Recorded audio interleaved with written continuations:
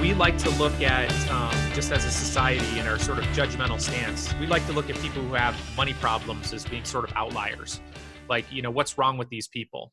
Well, the question really should be, what's wrong with the people that have somehow overcome this natural desire to spend as fast as you get it and consume as much as possible, which is kind of how we're wired as human beings? How can you overcome that to amass wealth and become wealthy? To me, that's the more curious question. I mean, the average American's in terrible financial shapes. When we talk or think about money, the conversation is often focused on the actions we take. But have you ever taken the time to step back and think about what drives those actions? This week on the podcast, we're joined by Dr. Brad Klontz, a world-renowned financial psychologist and the co-founder of Your Mental Wealth and the Financial Psychology Institute. Dr. Klontz is going to dive into what role psychology factors play in your financial choices, what the four main unhealthy attitudes toward money are, and what we can do to give ourselves the best chance to overcome these attitudes and forge a better relationship with money. Making Your Money Work is a podcast focused on providing you with the information you need to live your best and most comfortable life. If you enjoy the show, make sure to subscribe, leave us a rating and a review, and let us know what we can do to help serve you better and what you want to hear in the upcoming episodes. On this episode of Making Your Money Work, I'm joined by a certified financial planner, a financial psychologist, the managing principal of Your Mental Wealth, an author, a contributing writer. I don't think we've hit all of them, but a lot more to go. Dr. Brad Klontz, we really appreciate you taking some time to sit down and chat with us here on this afternoon. Very happy to be with you here, Isaac, talking about one of my favorite topics, obviously. Well, and so we're not going to hold off jumping right into things. We'll start with kind of your background. Where did the financial aspect of psychology and kind of where did those two things mesh for you, and how did you dive down this road? Yes. So they are strange bedfellows. So I got out of grad school on this is a very personal story. Got out of grad school. I owed $100,000 in student loan debt. And I was pretty freaked out about it. I was raised in my mom likes to say we were middle class except lower. So I kind of came from that sort of environment where, and I was also taught though, to be frugal, to try to not take on any debt. So it was sort of drilled into my head. So I had a lot of anxiety about this debt. It was the only way I could get my doctorate. So I just had to take it in the chin once I decided I was going to do that. And got out of grad school, owed $100,000 in student loan debt. I saw a friend of mine make $100,000 in 12 months trading stocks. And my thought was, what a fabulous way for me to get out of debt. I'll just trade stocks, make $100,000, and then be at zero. That was my goal. And so I did what any reasonable person would do, Isaac. I sold all my possessions, and I put all my money in the stock market. And I had a fabulous 3 months, and then the tech bubble burst. And I started to watch my money just drain away, realizing obviously that I had made a terrible mistake. And I was sort of curious with the question, I had a ton of shame and embarrassment, of course, and left with the question, like, why would a reasonably intelligent person do something so stupid with his money? That was sort of the question I had, focused on myself, obviously. And so I did what any good new psychologists would do. I went into the literature and I started doing lit reviews to try to figure out, okay, what's the psychology of money? How can I figure out where I went wrong? And I came up empty. So basically, the field of psychology to that point had utterly ignored the topic of money. And so I like to joke that within a matter of a couple of weeks, I became the world's leading expert in the psychology of money, mainly because psychologists seem to have avoided the whole topic. So that's really what got me interested. It was a very personal story, and it's led to a career of exploring this area. And as you got into things with after your own experiences, what were kind of the first things that you found right off the bat that were either the big issues or the big topics that came to the front? Yeah. So for me, I got really curious around the psychology of wealth versus the psychology of,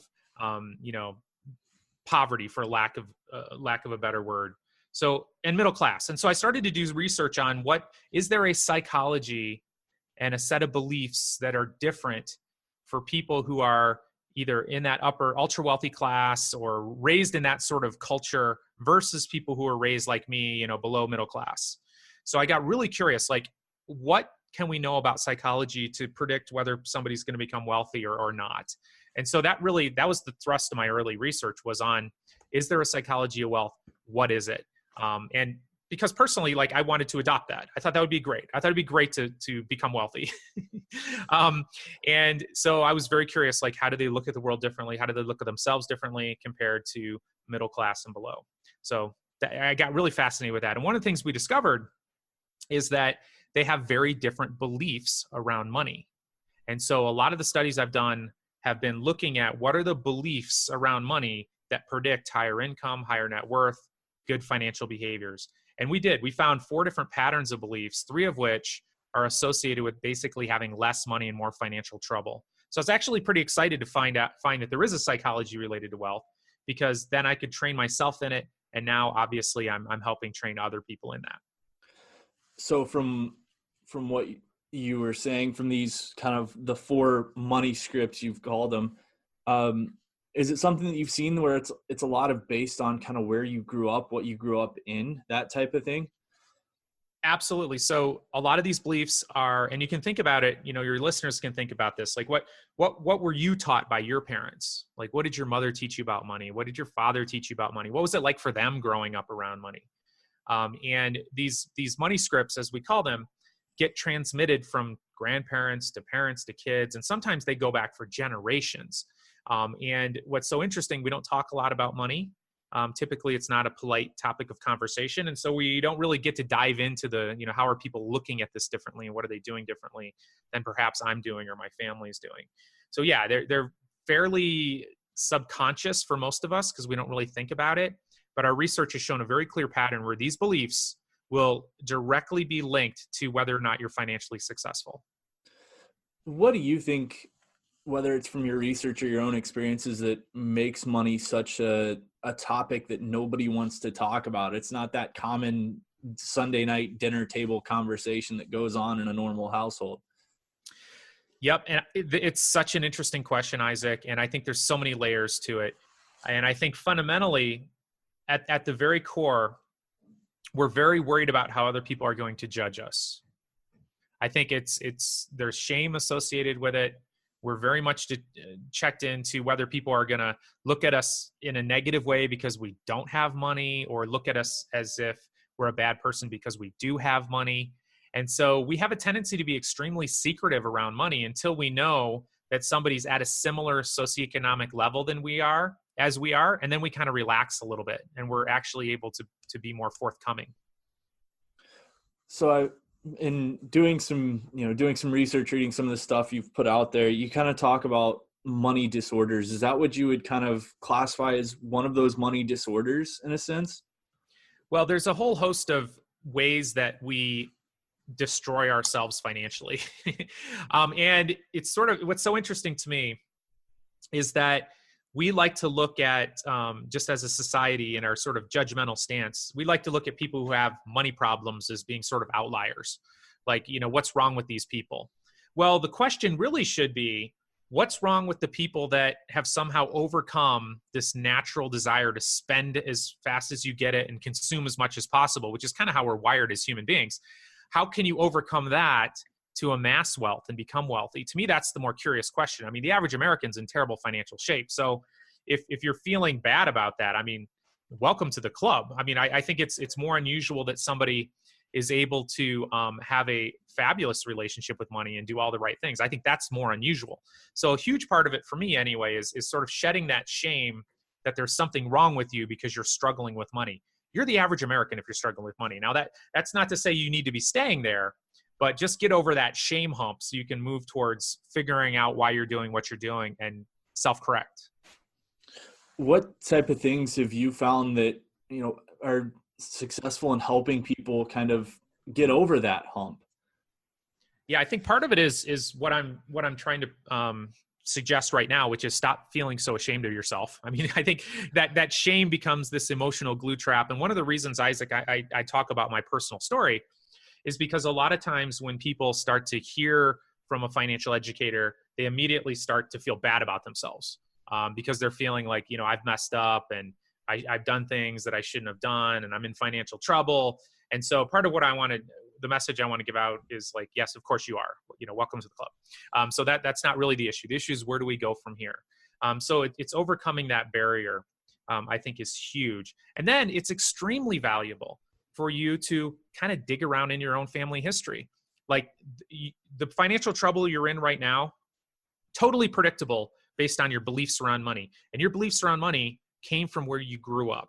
So I think it really helps to examine that and to dig around a little bit, and maybe even ask your parents or other relatives like what it was like for them growing up around money. And very quickly, you're going to start hearing stories and beliefs, and that's going to make your relationship with money start to make a whole lot of sense. So is this kind of a place where you feel like a growth in financial education is something that is needed to help people not only change the past and kind of quit themselves from repeating their family's success, but make that relationship a better one?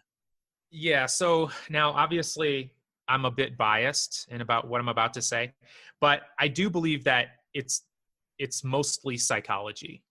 I really do. Of course, I'm a psychologist, so take that with a grain of salt. But my argument, Isaac, is that, the basics of personal finance are really not that complicated. Financial education is useful, but very often it's not near enough because people already kind of know what they should be doing. Like the biggest problems in America aren't, what's the difference between a traditional IRA and a Roth IRA?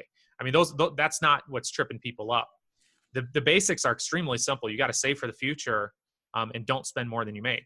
I mean, that's where most Americans are getting into trouble. So I think that more education to people who already kind of know what they should be doing is less effective than helping people really start to examine money from the viewpoint of their relationship with it and their own psychology around it. As someone evaluates their own psychology or their own relationship with money, the psychology around it in their own head or view, what are some, either red flags or things that you mentioned, not stressing about it or kind of changing the way you look at it? What are some things that you recommend people do right off the bat? Well, I think it really helps to try to get a handle on what are your money scripts. Like, what are the beliefs you've been carrying around money? Like one of the categories we found that is extremely self-destructive is what we call money avoidance. So this is where we have a negative association with money. So we believe that money is somehow corrupting and rich people are greedy. There's this negative association with money. And what's so interesting about that is there are entire groups of people who have that belief. And what you'll see is that if somebody in that group starts to gain ground, so they're starting to become more wealthy, they get a bunch of crap from the rest of the people in the group.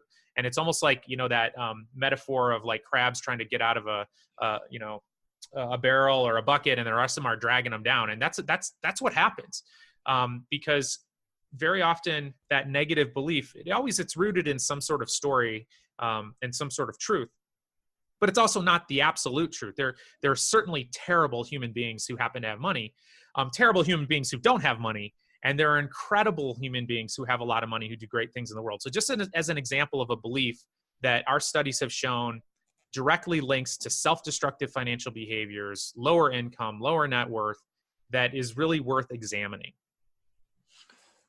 With that behavior in itself, what have you found has been kind of a key to overcoming your fear that having a lot isn't necessarily good?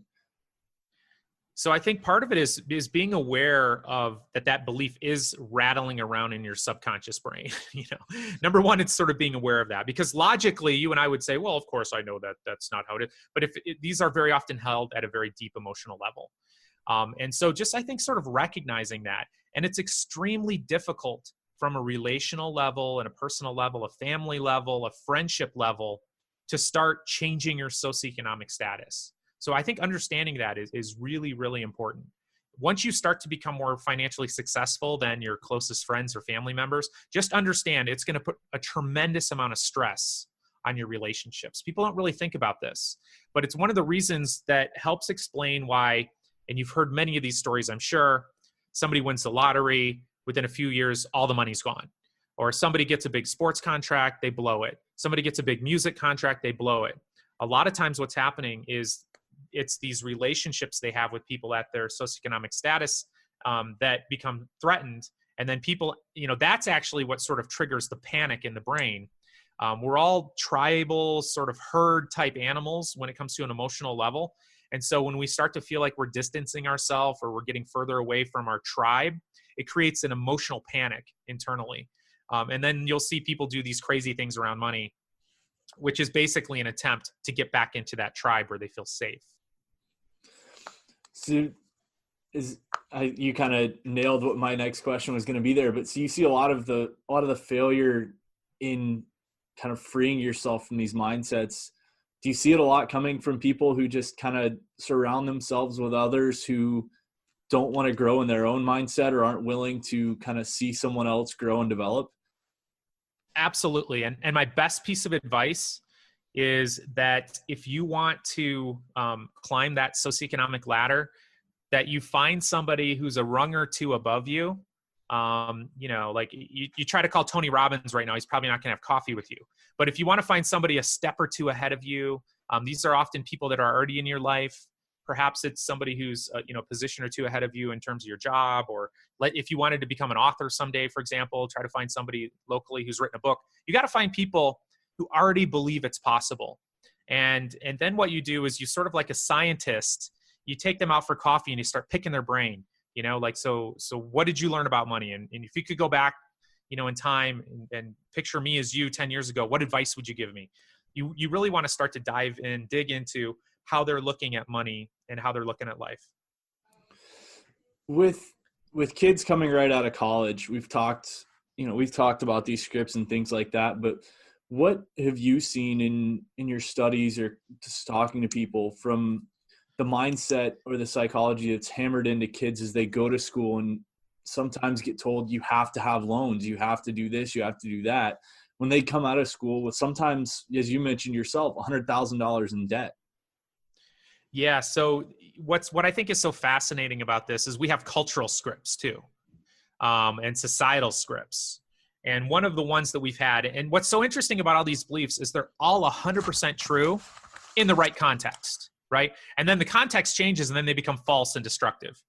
So for example, one of the stories I found in my family history was my grandfather during the Great Depression lost all his money. Went to the bank, all the money's gone. So just as an example of a belief, you can't trust banks with your money. Totally accurate belief in the moments before the Great Depression, right? And so 100% accurate. So this belief you have, it is rooted in a truth. Now, unfortunately for my grandfather and my whole family, actually, he never changed that belief. So the reality changed. So the federal government came in and started guaranteeing bank accounts, right? And so, but my grandfather never shifted his belief. And so part of financial health is being willing to sort of challenge some of those beliefs and shift with the changing times. And back to your example around college, it used to be that you go to college and you're set for life. So just getting into college and getting that degree didn't matter what it was in, but you're now in the upper echelons of society, and the path is paved for you. You're gonna be able to make a lot more money. What's happened though is that college all of a sudden has become a business decision. And so you can't just go to the most expensive college and get, an amorphous degree in nothing that's really specialized and then expect to go get a high paying 6-figure job. That doesn't happen anymore. So I think just as an example, if you're thinking about going to college, you have to approach it as a business decision. So think about what degree are you going to get? Do some research. How much are people making with that degree? And then you might even have to shop around to which college you want to go to, and find a cheaper way. When kids get out of school, you mentioned your debt, but what kind of psychological impact does kind of having that significant debt play on people? Yeah, so there's been a lot of research on that topic, and carrying around a bunch of debt is kind of depressing. I mean, it's like that's and if you've had that experience, you can feel oppressive. You can feel hopeless. You can feel a sense of like helplessness. And so I think that's where it can help to actually sit down with somebody who's a professional and who can help you sort of understand what you're facing and help you develop strategies to address it. Because the problem with something that feels so overwhelming is that we have a natural tendency to want to avoid thinking about it, avoid dealing with it. And then, of course, the problem becomes bigger and more difficult over time. And that in turn leads back to what you were talking about earlier with the money avoidance, I'm assuming. Absolutely. Yeah. So like if you have this negative association with any aspect of your financial life, you're probably going to not pay attention to it, which is going to make things even worse. All right. And on that note, we're going to start to wrap things up. Dr. Brad Klontz, really appreciate your time. One thing I did want to touch on, if people want to reach out, connect with you, how would they do that? So I'm active on pretty much all social media at Dr. Brad Klontz. My YouTube channel, I try to take our research in financial psychology and make it somewhat engaging. You can judge me on how I'm doing in that regard. And then, I'm kind of big on TikTok right now, Isaac. It's kind of crazy. But just finding ways to sort of teach young kids around that proper sort of wealth mindset is sort of my passion right now. Dr. Brad Klontz, really appreciate it. My pleasure. Thanks for having me. Now, if you enjoyed this episode as much as I did, make sure to click that subscribe button and leave a rating and let us know how we're doing, what we can do to help you, and what topics you want to hear. Additionally, if there's someone you think would be a great interview for the podcast, make sure to follow us on social media and let us know. We at Sqwire are here to help you, so don't be afraid to reach out no matter what question or issue you're running into. We look forward to hearing from you and talking to you on social media.